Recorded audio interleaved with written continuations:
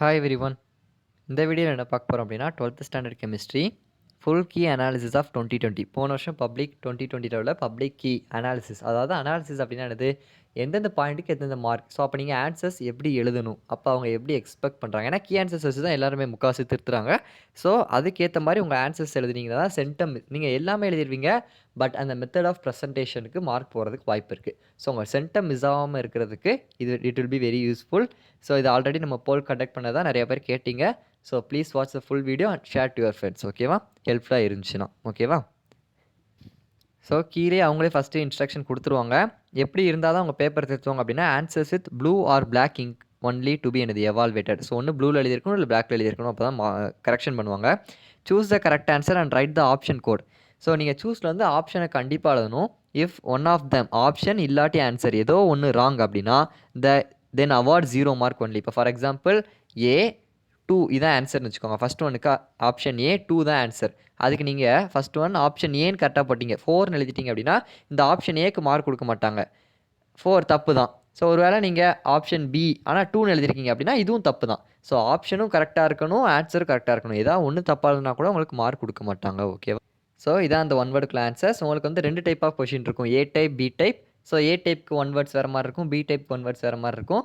So கரெக்டாக இந்த option mention பண்ணுங்கள். நீங்கள் ஒரு பேப்பர் எடுத்தோடனே அதில் என்ன செய்யணும் அப்படின்னா ஒரு கோடு போட்டுருங்க. ஸோ இப்படி பேப்பர் இருக்குது அப்படின்னா, ஸோ இப்படி ஆல்ரெடி அவங்களே கொடுத்துருப்பாங்க, இந்த மாதிரி ஒரு மார்ஜின் அவங்க கொடுத்துருப்பாங்க. நீங்கள் இன்னொரு கோடுனால் போட்டு இங்கே 1, இங்கே ஆப்ஷன் ஏ, அதுக்கப்புறம் ஆன்சர்ஸை இங்கே எழுதலாம். 2 ஆப்ஷன் பினா ஆன்சர்ஸ். ஸோ இது மாதிரி நீங்கள் எழுதுனீங்கன்னா it will be very attractive and நீட்டாக இருக்கும். ஓகேவா, so use scale and pencil. ஓகேவா, கைட்டெலாம் கோடு போட்டுட்டு இருக்க வேண்டாம். So coming to 2 marks. So சில இது வந்து டெலிட்டட் கொஷினாக இருக்கும் போன வருஷம். ஸோ அதை நீங்கள் பார்க்க வேண்டாம், பட் ஒரு ஐடியா கிடைக்கும் உங்களுக்கு எந்தெந்த இதுக்கு எந்தெந்த மாதிரி மார்க்ஸ் கொடுக்குறாங்க அப்படின்ட்டு.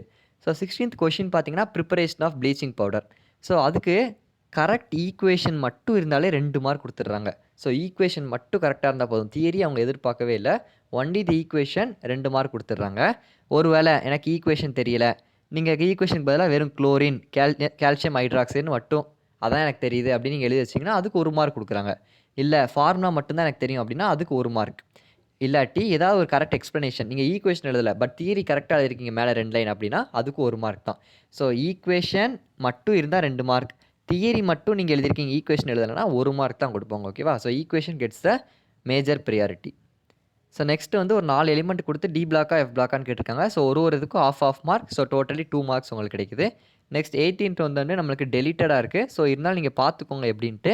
ஸோ 2 ஹைட்ரேட் ஐசோமர்ஸ் கேட்டிருக்காங்க. ஸோ டோட்டலி அதில் 3 இருக்குது. நீங்கள் ஏதாவது 2 எழுதுனா போதும், அதுக்கு 2 மார்க் கொடுத்துருவாங்க. நெக்ஸ்ட் இதுவும் நம்மளுக்கு டெலிட்டடில் தான் வருது. ஸோ ஆக்டாஹெட்ரல் வால் இதுக்கு வந்து ஃபார்முலா இருக்குது, N2N. ஸோ என்னோட வேல்யூ 6. ஸோ டேரெக்டாக 6 போட்டுடலாம். 2N வந்து 2 × 6 அப்போ 12ன்னு வரும். ஸோ நீங்கள் இந்த ஃபார்முலா எழுதாமல் ஆன்சரை மட்டும் நீங்கள் எழுதிங்கனாலே ஒரு மார்க் 2 மார்க் கொடுத்துட்றாங்க. ஓகேவா, நெக்ஸ்ட் பார்த்தீங்கன்னாக்கா Lewis acid, Lewis base. So இதுக்கு வந்து அவங்க பாருங்கள், லூயிஸ் ஆசிட் அப்படின்னா accept pair of electron. Lewis ஆசிட்னு ஹெட்டிங் போட்டு அக்செப்ட் பேர் ஆஃப் எலக்ட்ரான், அது கூட ஒரு எக்ஸாம்பிள் எழுதிங்கன்னா 1 மார்க் கொடுத்துருவாங்க. ஏதோ ஒரு example. Lewis base donate pair of electron, ஒரு எக்ஸாம்பிள், அவ்வளோதான். அவங்க அப்போ ரொம்ப லென்த்தாலாம் அவங்க ஆன்சர் எதிர்பார்க்கல. Lewis acid it accepts a pair of electron, ஒரு எக்ஸாம்பிள் ஏதோ எழுதுறீங்க.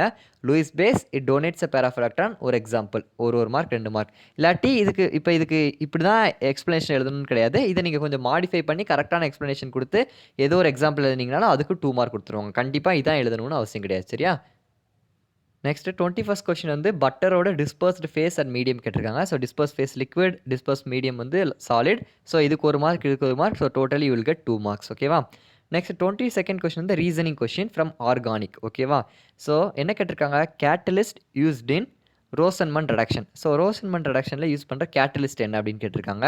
அது வந்து பலேடியம் இல்லாட்டி பேரியம் சல்ஃபேட். என்ன கேட்டலிஸ்ட்டுன்னு மட்டும் எழுத போகிறீங்க. இட் இஸ் த கேட்லிஸ்ட், அது எழுதுனா கூட பேரியம் இல்லாட்டி பலேடியம் சல்ஃபேட்னு எழுதிங்கன்னா அதுக்கு 1 மார்க் கொடுத்துருவாங்க. அதுக்கப்புறம் வாட் இஸ் இட்ஸ் ரோல் அப்படின்னு தனியாக கொஷின் கேட்டிருக்காங்க. ஸோ அதுக்கு 1 மார்க். அதோட ரோல் என்னது, barium sulphate act as a catalytic poison. சரியா, ஒரு பல்லேடியத்துக்கு அது ஒரு பாய்சன், தடுக்கிறதா இருக்குது, கேட்டலிட்டிக் பாய்சனாக இருக்குது, அதுக்கு 1/2 mark. And prevents further reduction of ஆல்டிகேடை ஃபர்தராக ரெடியூஸ் ஆகாமல் தடுக்குது. ஸோ அதுக்கு ஒரு 1/2 மார்க். ஸோ 1/2 + 1/2 இதுக்கு 1 மார்க். அதுக்கப்புறம் பேரியம் சல்ஃபேட் அதுக்கு 1 மார்க். ஓகேவா, ஸோ இது மாதிரி தான் பிரித்து கொடுப்பாங்க marks. So next 23rd question வந்து how chloropicrin is prepared. So preparation question. So நான் என்ன சொன்னேன், ஆர்கானிக்கில் ரியாக்ஷன் கொஸ்டின் வந்தாலே ஈக்குவேஷன் மட்டும் இருந்தாலே போதும் மார்க் கொடுத்துருவாங்கன்னு சொன்னேன். அதே தான், கரெக்ட் ஈக்குவேஷனுக்கு 2 மார்க். ஸோ ஈக்குவேஷனை மட்டும் நீங்கள் எழுதிங்கன்னா போதும் 2 மார்க். ஸோ சம்டைம்ஸ் அதில் வந்து ரீஏஜென்ட் வருது அந்த ஈக்குவேஷனில். இப்போ ஒரு இதில் ஈக்குவேஷனில் ரீஏஜென்ட் NaOHன்னு வருது. ஸோ அந்த NaOH நீங்கள் மென்ஷன் பண்ணல அப்படின்னா அதுக்கு ஆஃப் மார்க் வச்சுருவாங்க. ஸோ ரீஏஜென்ட் நேற்று கூட கமெண்ட்ல யாரும் என்கிட்ட டவுட் கேட்டிருந்தாங்க, ரீஏஜென்ட் மென்ஷன் பண்ணணுமா அப்படின்னு. ஸோ கண்டிப்பாக மென்ஷன் பண்ணணும், அதுக்கு ஆஃப் மார்க் வச்சுருவாங்க. ஸோ நீங்கள் ஈக்குவேஷன் எழுதலை, மறந்துருச்சு, எக்ஸ்ப்ளனேஷன் தியரி மட்டும் எனக்கு தெரியுது அப்படின்னா தியரி எழுதுனா 1 மார்க் தான் கொடுப்பாங்க. ஸோ ஈக்குவேஷன் தான் ரொம்ப முக்கியம், தியரி இல்லாமல் ஈக்குவேஷனுக்கு தான் marks. So next compulsory question, இதுவும் ரீசனிங் கொஸ்டின். ஸோ ரீசனிங் கொஸ்டினுக்கு கொஞ்சம் இம்பார்ட்டன்ஸ் கொடுங்க. Why COC bond angle is slightly greater than tetrahedral bond ஆங்கிள்னு கேட்டிருக்காங்க. ஸோ இது எதனால அப்படிங்கிற ரீசனை மட்டும்தான் எழுதணும். Why COC bond angle is slightly greater அப்படின்னா it is due to the repulsive interaction between the 2 bulky alkyl groups. அப்படின்னா ஃபார் எக்ஸாம்பிள் இங்கே CH3 OCH3னா இதோட பாண்ட் ஆங்கிள் ஏன் அதிகமாக இருக்குன்னு கேட்குறாங்க. இந்த கார்பனுக்கு இந்த கார்பனுக்குள்ள bond angle why it is greater அப்படின்னு கேட்டாங்கன்னா இங்கே ஆக்சிஜனுக்கும். ஸோ ஏன்னா இந்த 2 அல்கைல் குரூப்ஸ் இருக்குது, இங்கே ஒரு அல்கைல் குரூப் இருக்குது, இங்கே ஒரு அல்கைல் குரூப் இருக்குது. ஸோ இதோட இன்ட்ராக்ஷன், ரிப்பல்சிவ் இன்ட்ராக்ஷன், ரெண்டும் ரிப்பல் ஆகுறனால அந்த டிஸ்டன்ஸ் வந்து இன்க்ரீஸ் ஆகுது அப்படின்னு எழுதிங்கன்னா 2 மார்க். இல்லாட்டி it is due to the steric எஃபெக்ட்னு மட்டும் எழுதினீங்கன்னா 2 மார்க். அப்படியே எழுதலையா, it is due to interaction, என்ன இன்ட்ராக்ஷன் மென்ஷன் பண்ணனா கூட 2 மார்க் கொடுத்துருவாங்க. ஸோ அப்போ எவ்வளோ ஈஸியாக நம்மளுக்கு அனலைஸ் பண்ணி கீக்கு மார்க் கொடுக்குறாங்க பாருங்கள். ஸோ ஒன்லி இன்ட்ராக்ஷனுங்கிற வேர்ட் இருந்தால் 2 மார்க் கொடுத்துருவாங்க. ஸோ அப்போ அதுக்கேற்ற மாதிரி என்ன ஆன்சர் தேவையோ அதை மட்டும் எழுதுங்க. ஓகேவா? Next moving on with 3 marks. So 3 marks வந்து குரோமல் குளோட்டஸ், இது டெலிட்டட். பட் எப்படி மார்க் கொடுத்துருக்காங்கன்னு பாருங்கள். Balanced equation, only main equation மட்டும் இருந்தால் 3 மார்க்ஸ் அப்படியே கொடுத்துட்றாங்க. ஈக்குவேஷனை பேலன்ஸ் பண்ணால் முட்டிங்கன்னா 2 மார்க். அதே இது ஸ்டேட்மெண்ட், அதாவது தியரி எழுதிருக்கீங்க, இல்லாட்டி சால்ட் ப்ளஸ் பொட்டாசியம் டைக்ரோமேட்னு வேர்ட்ஸ் எழுதிருக்கீங்கன்னா அதுக்கு 2 mark. So equation plays a major role in chemistry. So next வந்து ஒரு காம்பவுண்ட் கொடுத்து ஒயிட் இஸ் கலர்லெஸ்ன்னு கேட்டிருக்காங்க. ஸோ அதுக்கு வந்து 3 பாயிண்ட். என்னென்ன பாயிண்ட்? அதோட எலக்ட்ரானிக் கான்ஃபிகரேஷனை மென்ஷன் பண்ணணும். ஓகேவா? அவுட்டர் எலக்ட்ரானிக் கான்ஃபிகரேஷன், அதுக்கு 1 மார்க் கொடுக்குறாங்க. ஸோ ஒரு கொஷின் கலர்லெஸ், ஏன் கலர்லெஸ் அப்படின்னா அதுக்கோட எலக்ட்ரானிக் கான்ஃபிகரேஷன். ஸோ கைடில் நிறையா கொடுத்துருப்பான், அப்போலாம் நீங்கள் படிக்க வேண்டாம், கீ ஆன்சர்ஸை பேஸ் பண்ணி படிங்க எல்லா கொஷினுமே. Next second point, due to the presence of vacant or empty d orbital. So empty d orbital அதில் இருக்கனால இட் இஸ் கலர்லெஸ், அதுக்கு 1 மார்க். அடுத்து DD transition is not possible in this complex. So அப்போ 3 mark. எப்படி? அதோட electronic கான்ஃபிகரேஷனுக்கு 1 mark, vacant d orbital இருக்குன்னு சொல்கிறதுக்கு 1 மார்க், DD டிரான்சிஷன் அதில் பாசிபிள் இல்லை அப்படிங்கிறதுக்கு 1 மார்க். ஸோ டோட்டலாக 3 மார்க்ஸ் ஈஸியாக எழுதிடலாம். ஓகேவா? Next Henderson equation. ஸோ அதுக்கு பாருங்கள், தியரிலாம் அவங்க கொடுக்கவே இல்லை. ஸோ இந்த ஈக்குவேஷனாக நீங்கள் வந்து டெரைவ் பண்ண தான் கொண்டு வர முடியும். அவங்க டேரெக்டாக மார்க் கொடுத்துருவாங்க. பட் இருந்தாலும் நீங்கள் ஃபுல் டெரைவேஷன் பண்ணுறது நல்லது. இந்த ஈக்குவேஷனுக்கு 1 மார்க், இல்லாட்டி are correct explanation for above equation. இந்த ஈக்குவேஷனோட எக்ஸ்ப்ளனேஷன் தியரி பார்ட் இருந்தால் கூட அதுக்கு இந்த 1 மார்க் கொடுத்துருவாங்க. நெக்ஸ்ட்டு இந்த ஈக்குவேஷனுக்கு 1 மார்க், அதுக்கப்புறம் இந்த ஈக்குவேஷனுக்கு 1 மார்க். ஸோ டோட்டலி 3 மார்க்ஸ் கொடுத்துருக்காங்க. நீங்கள் it is well and good to right all, ஃபுல்லாக வந்து நம்ம எழுதுறது ரொம்ப நல்லது. ஓகேவா? ஸோ நெக்ஸ்ட் கொஷின் பார்த்தீங்கன்னா கேத்தோடிக் ப்ரொடெக்ஷன் மெத்தட். ஸோ இது வந்து நமக்கு டெலிட்டட், பட் இருந்தாலும் பார்த்துக்கோங்க எப்படி மார்க் கொடுத்துருக்காங்கன்னு. ஸோ நெக்ஸ்ட் 3 மார்க் வந்து shape of colloids. 3 colloids shape கொடுத்து அதோட நேம் கொடுத்து அதோட ஷேப்ஸ் கேட்டிருக்காங்க. ஸோ 3 இதுக்கு 3x1 3 மார்க்ஸ் வந்துருச்சுங்க. அதுக்கப்புறம் 30 வந்து ஒரு reasoning question. So reasoning question நிறைய கேட்குறாங்க. Formic acid reduce Tollens reagent and acetic acid does not, why அப்படின்னு கேட்டிருக்காங்க. ஸோ ஃபார்மிக் ஆசிட் வந்து டாலன்ஸ் ரியேஜென்ட்டை ரெடியூஸ் பண்ணுது, அசட்டிக் ஆசிட் ரெடியூஸ் பண்ண மாட்டேங்கி.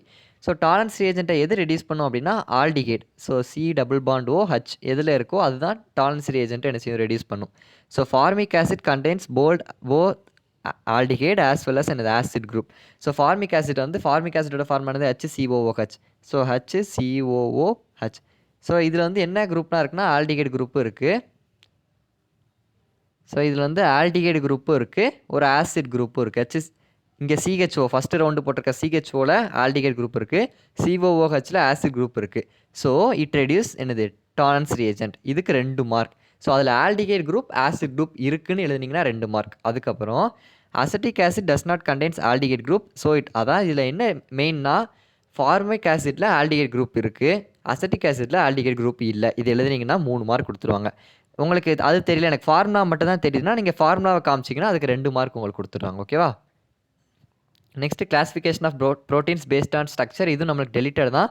அதுக்கு எப்படி மார்க் கொடுத்துருக்காங்க பாருங்கள். ஃபஸ்ட்டு அந்த what are the types of ப்ரோட்டீன்னா அந்த 2 டைப் ஆஃப் ப்ரோட்டீனை எழுதணும், அதுக்கு 1 மார்க். ஸோ இதில் நிறைய பேர் மிஸ்டேக் பண்ணுறது அதை வந்து எக்ஸ்பிளைன் பண்ணிடுவாங்க 2 புரோட்டீனையும். ஆனால் அது 2 புரோட்டீன் என்னன்னு மேலே எழுத மாட்டாங்க. ஸோ அதை மென்ஷன் பண்ணுறதுக்கு 1 மார்க், அதோட எக்ஸ்ப்ளனேஷனுக்கு ஒரு 2 மார்க். ஸோ டோட்டலாக 3 மார்க்ஸ் உங்களுக்கு கிடைக்குது. So next advantages of food additives. So இதை பொறுத்தளவுக்கு 3 பாயிண்ட் எதாவது எழுதுனீங்க அப்படின்னா 3 மார்க். ஸோ இந்த லெசன் நமக்கு டெலீட்டட். ஸோ அதனால் நம்ம எதாவது கண்டுக்க வேண்டாம். ஓகேவா? நெக்ஸ்ட் பார்த்தீங்கன்னா அது ஒரு என்னதுன்னா ஒரு ரீசனிங் கொஷின் தான் கொடுத்துருக்காங்க. கொஷின் பார்த்தீங்கன்னா there is a marginal difference in decrease in ionisation enthalpy from aluminium to thallium why. So aluminium to தாலியம்னா டவுன் த குரூப் 13ல் நம்மளுக்கு எப்போதுமே down the group ionisation energy decrease ஆகணும். பட் அலுமினியம் தாலியம் கீழே வர வர ரொம்ப டிக்ரீஸ் ஆகல. சின்ன இப்போ 0.1னா 0.1 பாயிண்ட் சம்திங், அது மாதிரி 0.1னா 0.12. ஸோ லிட்டலாக ரொம்ப டிஃப்ரென்ஸாக இருக்குது. ஆல்மோஸ்ட் சேமாக இருக்க மாதிரி இருக்குது. டிக்ரீஸ் ரொம்ப ஆகலை. ஏன் அப்படின்னு கேட்டிருக்காங்க.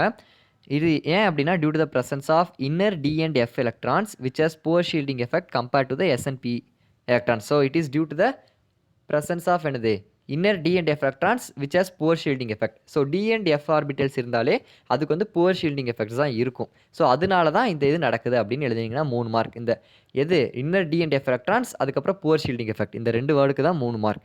இல்லாட்டி இதோட ரிலேட்டடாக நீங்கள் ஏதாவது எக்ஸ்பிளேஷன் எழுதினாலும் உங்களுக்கு மார்க் கொடுத்துருவாங்க. ஓகேவா? கரெக்டாக இருக்கணும். Next 5 mark zone refining. So அது எதை பேஸ் பண்ணி இருக்குது? ஃப்ராக்ஷனல் கிறிஸ்டலேஷன், அதுக்கு 1 மார்க். அதோட பிரின்சிபலுக்கு 1 மார்க். அதில் என்ன நடக்கும்? Impurities will prefer to be in the molten region, அதுக்கு 1 மார்க்.